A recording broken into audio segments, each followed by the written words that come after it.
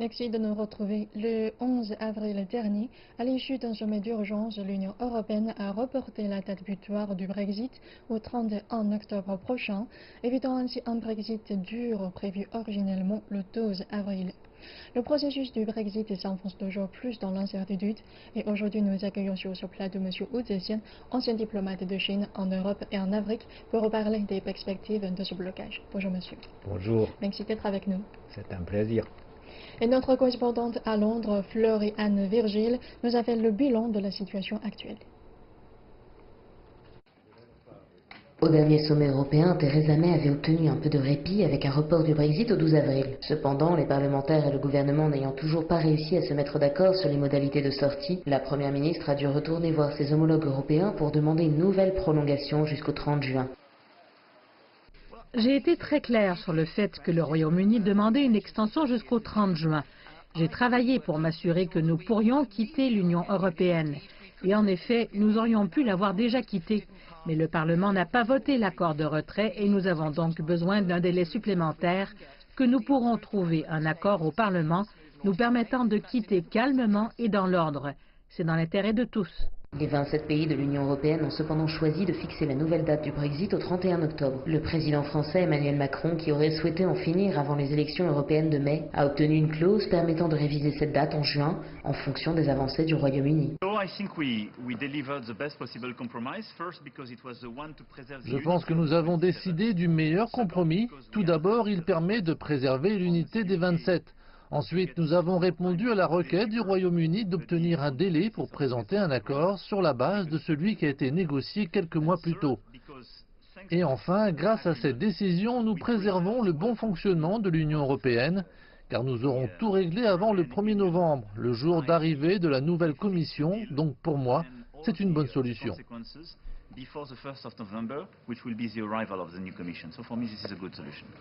Cette nouvelle extension signifie que le Royaume-Uni devra organiser des élections européennes. Cet important retard ainsi que ces élections apparaissent comme un échec de Theresa May, isolée même au sein de son parti.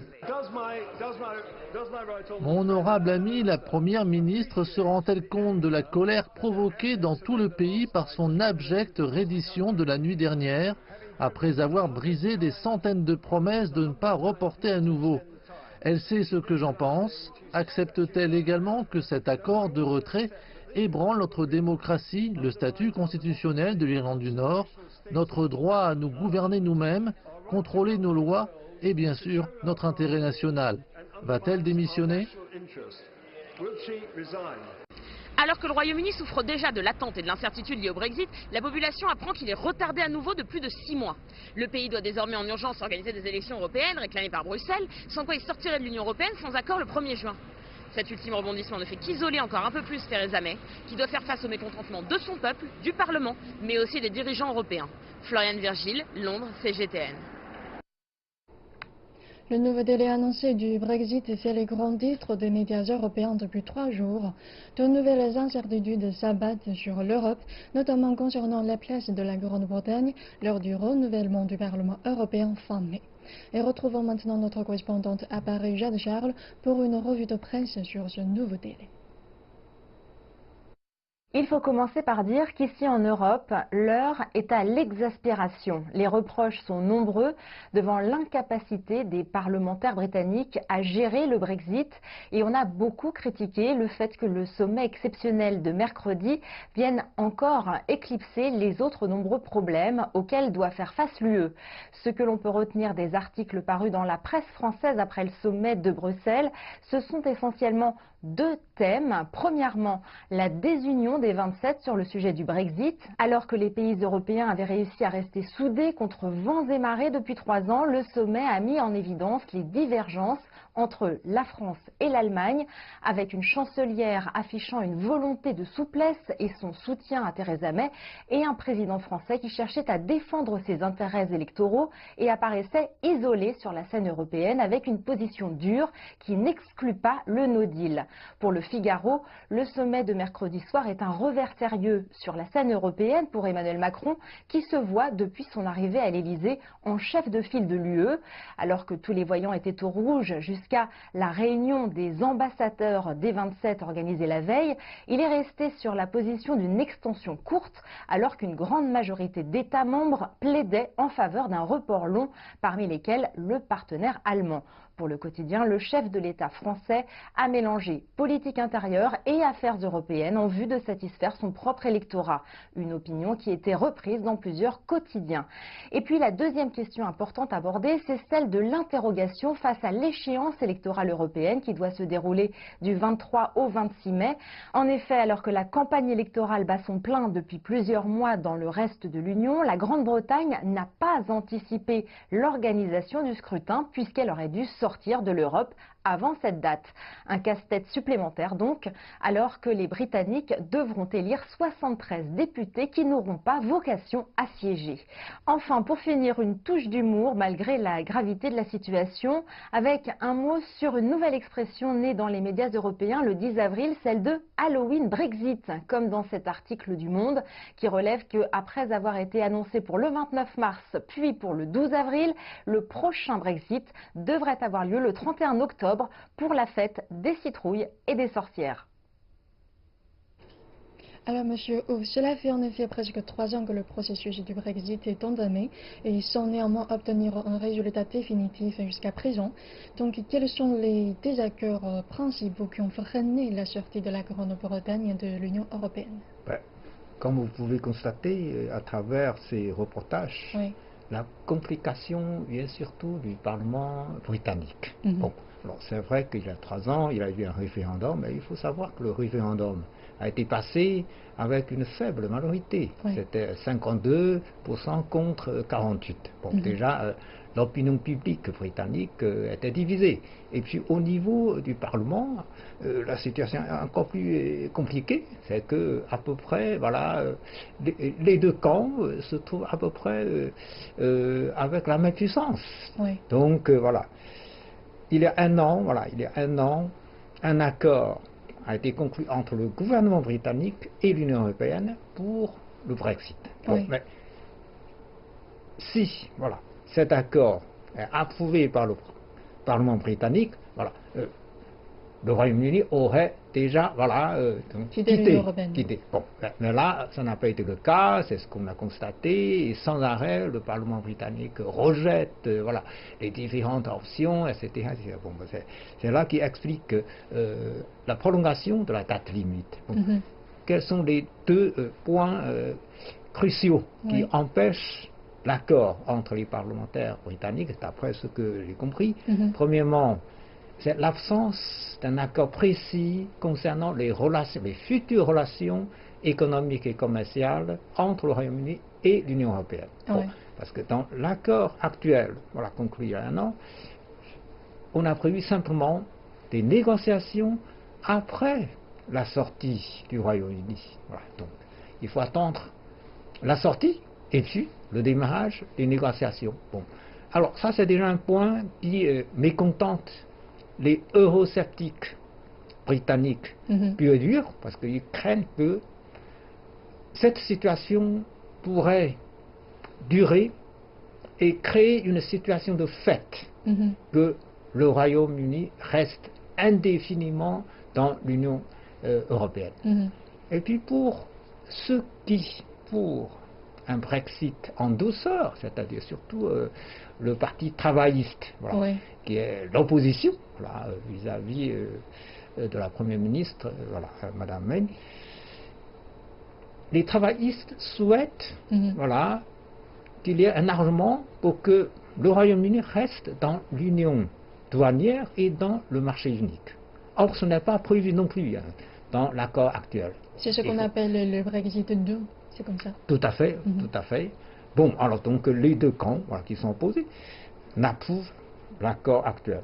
Ça fait que, voilà, à chaque fois, les différentes options sont rejetées. Voilà.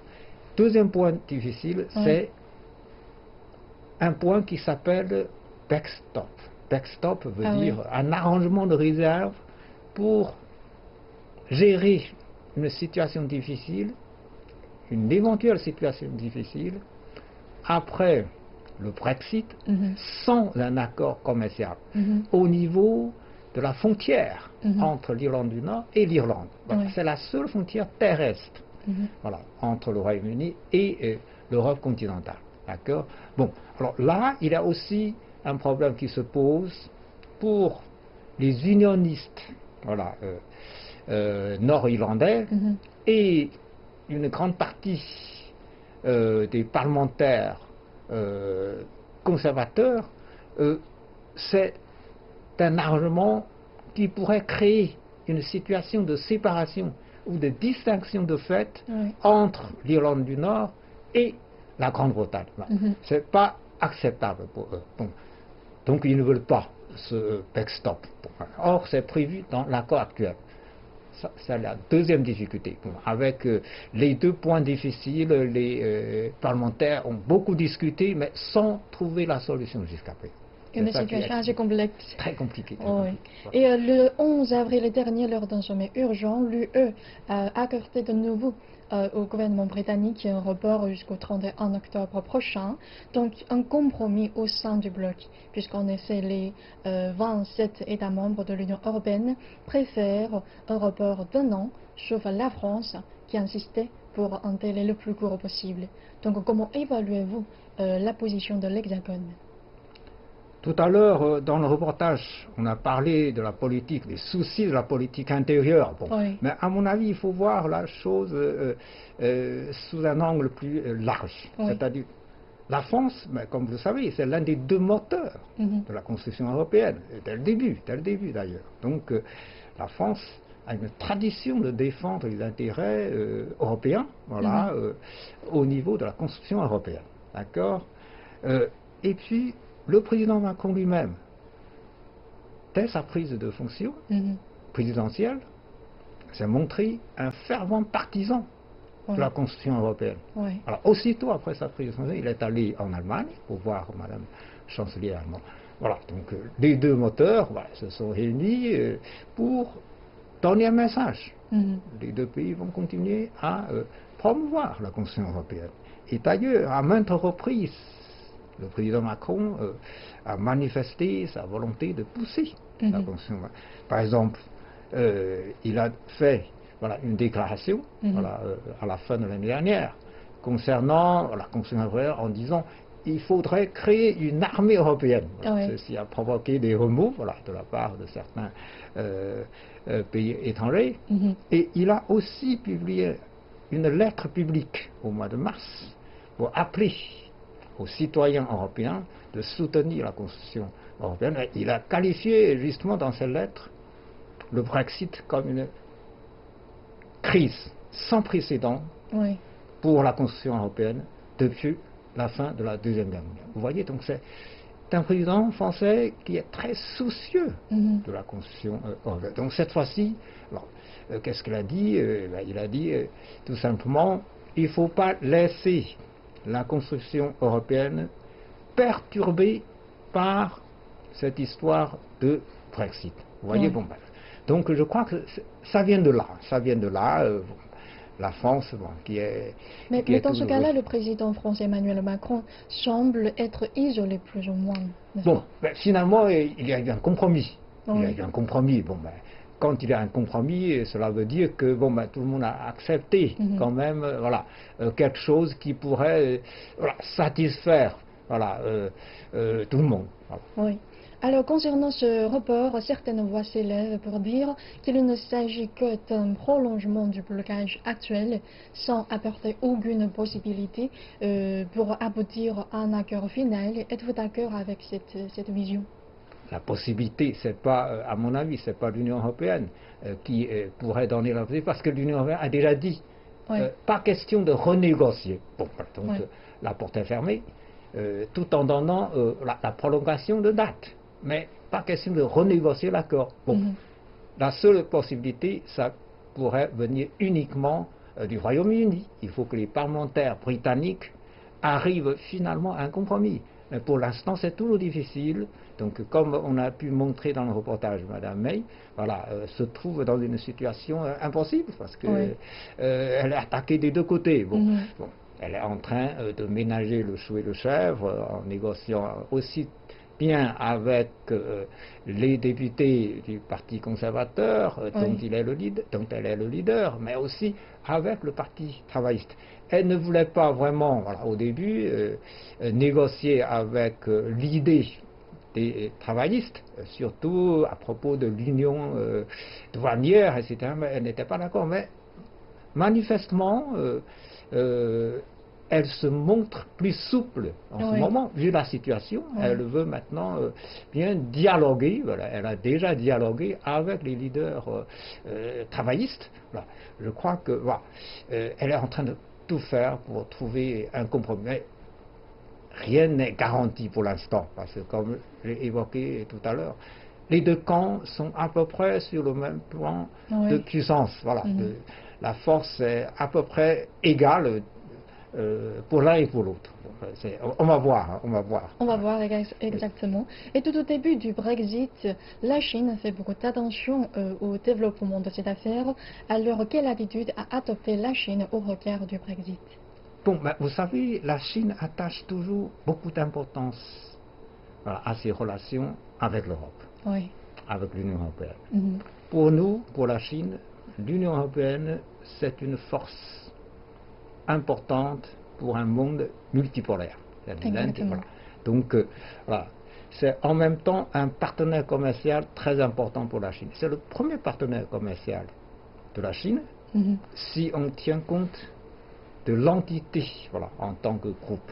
Bien sûr, les États-Unis, en tant que pays, c'est le premier partenaire commercial. Mais l'Europe, en tant que l'entité, elle dépasse les États-Unis pour être le premier partenaire de la Chine. Bon, d'ailleurs, les relations économiques et commerciales vont très fort. L'année dernière, par exemple, les investissements européens en Chine ont augmenté de plus de 25%, vous voyez. Donc, voilà, ça marche très très bien.